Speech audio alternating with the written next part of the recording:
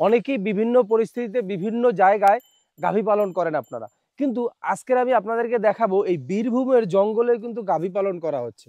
আজকের আমি যেখানে রয়েছি এটা একটা ফার্ম হাউস রয়েছে।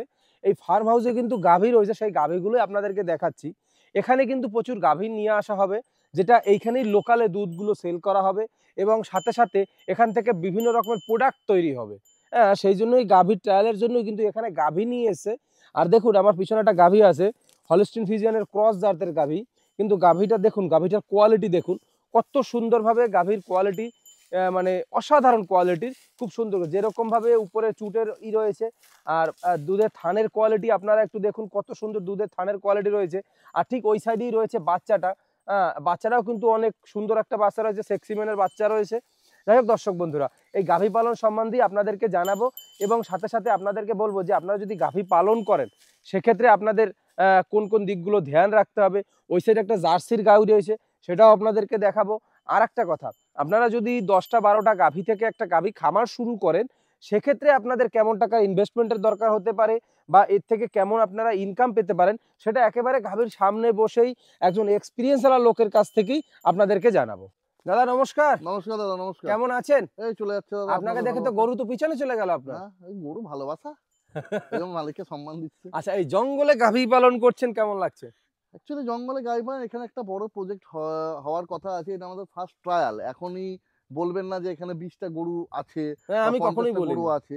এখানে জাস্ট দুটো এনে, কারণ এটা রাঢ় অঞ্চল, তো অ্যাকচুয়ালি রাঢ় অঞ্চলে বিদেশি জাতের গরুগুলো হ্যাঁ, একটু কমই এখানে ডেভেলপ করে, সারভাইভ করতে পারে। সার্ভাইভ করতে পারে না ডিউ টু একটাই কারণ রাঢ় এখানে যেহেতু কাঁচা ঘাস চাষ হয় না।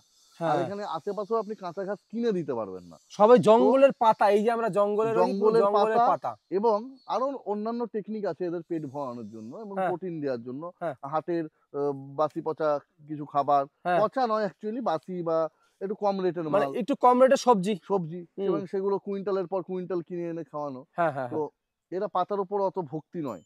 না, তাছাড়া খড় গরু টড়, কখনোই পাতার উপর ভক্তি ছিল না। খড় টড় তো এমনি ন্যাচারালি পাওয়া যায়, কারণ খড় তো সব জায়গায় পাওয়া যাবে, হ্যাঁ, খড় ভুসি তো গরু খাই। হ্যাঁ, তো এটা জাস্ট আমাদের ট্রায়াল চলছে যে আমরা এখানে গরুর জিনিসটা সাকসেসফুল করতে পারবো কিনা। আচ্ছা, যেমন ছাগল এবং ভেড়ার এখানে জায়গাটা সাকসেসফুল হবে, এটা হ্যাঁ। আমি 100% শিওর। ছাগল ভেড়া 100% সাকসেস এই এলাকায়। এই এলাকায় কারণ 100% চড়ানোর জায়গার অভাব নেই। অভাব নেই। আর ভেড়া তো আমার মনে হয় তার থেকেও বেশি সাকসেস। কারণ এই যে গাছপালাগুলো রয়েছে বা এই হুম, যে ঘাসগুলো রয়েছে, হুম, এগুলো তো ভেড়ার সবথেকে প্রিয় সব খাবার। থেকে প্রিয় খাবার। ওই জন্য হ্যাঁ, ওটা নিয়ে আমার নো ডাউট। হ্যাঁ, কিন্তু গরুটাতে আর অঞ্চলে এই হ্যাঁ, বিদেশি গরু যেহেতু একটা ঘাসের প্রবলেমের জন্য হ্যাঁ। এদের যেহেতু দুধের কমতি হয়, অনেক আচ্ছা, কিছু শোনা আছে। আচ্ছা, আমি নিজে প্র্যাকটিক্যালি কোনোদিন ট্রাই করিনি। আচ্ছা, এই দুটো দিয়ে আমি প্র্যাকটিক্যালি ট্রাই করতে চলেছি এখানে। এইটা রয়েছে আপনার মোটামুটি 20 অ্যাবভ লিটার দুধের। আচ্ছা। এটা 20 অ্যাবভ। 20 অ্যাবভ। কিন্তু 20 কি এখানে হবে? সেইটাই ট্রায়াল। এইটাই ট্রায়াল। একটা গরুর ফার্ম করতে গেলে মিনিমাম 15 লিটারের নিচে গরু রেখে কিন্তু ফার্ম চালানো যায় পোষানো না। যাবে না। ফার্মে ও, পোষানো যাবে না, কারণ গরুর একটা কস্টিং আছে। হ্যাঁ, গরুর কস্টিং পার ডে অনেকে বলে 350-400 টাকা একটা অ্যাপ্রক্সিমেট পার ডে কস্টিং হয়। হ্যাঁ, এগুলো যদি ঘাস না থাকে, হুম, যদি ঘাস থাকে এই হুম। 350 টাকাটাই নেমে চলে আসবে আপনার 170 টাকার মধ্যে। আচ্ছা, এভেলেবেল ঘাস থাকলে। আচ্ছা, কস্টিং ওখানে হিউজ ডিফারেন্স পড়ে। আচ্ছা, যার ফলে এখানে কস্টিং দিয়ে আমি পোষাতে পারছি কিনা সেটা দেখার জন্য আপাতত ট্রায়াল চলছে এখানে। হ্যাঁ, যদিও আপনি জানেন এটা not single only farm house, হ্যাঁ, বা এটা একটা রিসর্ট প্লাস একটা হুম, মিশ্র ফার্ম। হুম। এবং এদিকে একটু তুলুন। একটা এই যে এখানে আপনি দেখতে পাচ্ছেন একটা এখানে জার্সি রয়েছে, একটা জার্সি রয়েছে। জার্সি রয়েছে। জার্সিটা কিন্তু অনেক সুন্দর জার্সি। অনেক সুন্দর জার্সি এবং দুধের থান দেখুন এবং সুন্দর। এটা মোটামুটি, কোয়ালিটিপূর্ণ। হ্যাঁ এটা মোটামুটি 14-15 লিটার দুধের গায়। 14-15 লিটারের 14-15 জার্সি। লিটারের জার্সি এটা নরমালি। আচ্ছা, তো এই লেভেলের গরু নিয়ে ফার্ম করলে যে এলাকায় ঘাসের অ্যাভেলেবিলিটি প্রচুর, হ্যাঁ, সেখানে নো ডাউট, নো হ্যাঁ, চিন্তা, হ্যাঁ। গরু কোনোদিন কাউকে ঠকায় না। তার আচ্ছা, ফার্ম দাঁড়াবেই। কিন্তু এই অঞ্চলে যেহেতু ঘাসের অ্যাভেলেবিলিটি কম, হ্যাঁ, সেই জন্য আমরা একটা ছোট্ট ট্রায়াল আপাতত রেখেছি। আচ্ছা। যদি এটা সাকসেসফুল হয় উইদিন 6 মান্থ বা 1 বছর পর সেটাকে আমরা একটা বড় আকারে তৈরি করব। আমরা যদি আমাদের পশ্চিমবঙ্গের হুম, এমন একটা এলাকায় শুরু করতে চাই যে এলাকায় সবকিছু এভেলেবেল। একদম। এবার 10টা গাভী নিয়ে শুরু করতে গেলে ছোট্ট করেই বলে দেবেন হ্যাঁ। যে কত টাকা ১০ টা পুঁজি। গাড়ি নট ১০ টা গাভী নিয়ে শুরু করা নট ছোট। এটা কিন্তু একটা ভালো অ্যামাউন্টের ব্যাপার। হ্যাঁ, না, না, আমি এবং ছোট্ট করে বলতে বলছি আচ্ছা, আপনাকে। ১০ টা গাভী নিয়ে শুরু কেমন করতে গেলে ওর পুঁজির দরকার আছে? ঘর মোটামুটি ঘরের পেছনে ২.৫ থেকে ৩ লাখ টাকা ধরে চলুন। হ্যাঁ, তাতে ঘরের সেটআপ পুরো রেডি হয়ে যাবে। হ্যাঁ, আচ্ছা, গাভী মোটামুটি ধরে রাখুন ১৫ লিটারের যদি গাভী নিতে চাই এভারেজলি তার দাম পড়বে ৭৫-৭০ এরকম টাইপের। অ্যাপ্রক্সিমেটলি 5,000 টাকা লিটার টাইপের দাম পড়ে। তার মানে আপনি ধরে চলতে পারেন 7.5 থেকে 8 লাখ টাকা।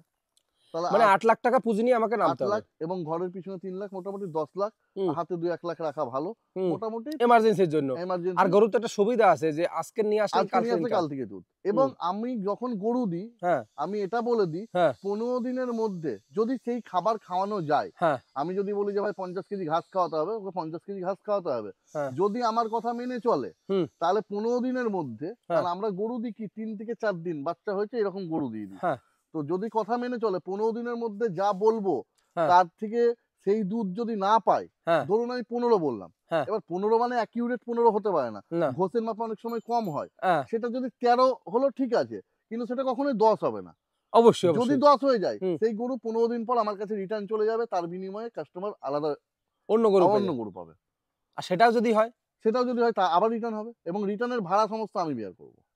আচ্ছা, তার মানে গ্যারান্টি সহকারে একদম আপনি গরু গ্যারান্টি দিচ্ছেন। সহকারে 15 দিনের মধ্যে যদি দুধ না ওঠে, হ্যাঁ, যেটা আমি বলব সেটা করলে, হ্যাঁ। তাহলে সেই গরু আমার কাছে রিটার্ন চলে যাবে। আচ্ছা, এই যে গরুটা রয়েছে, হুম। এটা রয়েছে জার্সির একটা ক্রসের, জার্সি জার্সি, আর শাহিওয়ালের ক্রস মনে হয়। সাহিওয়াল, হ্যাঁ, হ্যাঁ। আচ্ছা, এর দাম কেমন পড়েছে? এইটার দাম পড়েছে মোটামুটি আপনি ধরে রাখুন ৬৯,০০০ মতন। ৬৯,০০০। ৬৯,০০০। আচ্ছা, ৬৯,০০০ টাকার সাথে বাছুর রয়েছে। হ্যাঁ। মেয়ে বাছুর না ছেলে বাছুর? না, এটা ছেলে বাছুর। আচ্ছা, এটা ছেলে বাছুর।